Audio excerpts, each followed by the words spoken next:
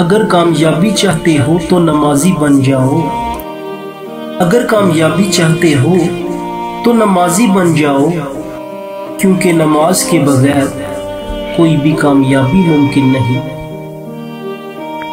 वो इश्क़े नमाज हमको भी सिखा या रब, वो इश्क़े नमाज हमको भी सिखा या रब, जिसमें इंतज़ार सिर्फ अज़ान का हो।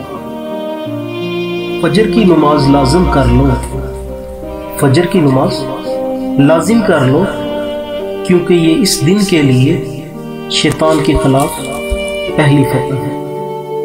तकलीफ में सजदा करना, तकलीफ में सजदा करना और फिर तकलीफ को दुनिया वालों से छुपाना अल्लाह वालों की सिफ़त है। कल फुर्सत ना मिली तो क्या करोगे, इतनी मोहलत ना मिली तो क्या करोगे। रोज कहते हो कल से पढ़ेंगे नमाज, रोज कहते हो कल से पढ़ेंगे नमाज, कल आंख ना खुली तो क्या करोगे।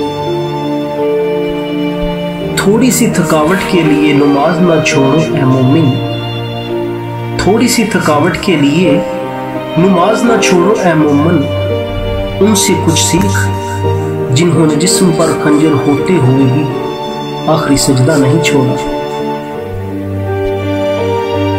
मैंने हर उस शख्स को कामयाब देखा, मैंने हर उस शख्स को कामयाब देखा जो पाबंदी से नमाज पढ़ता है।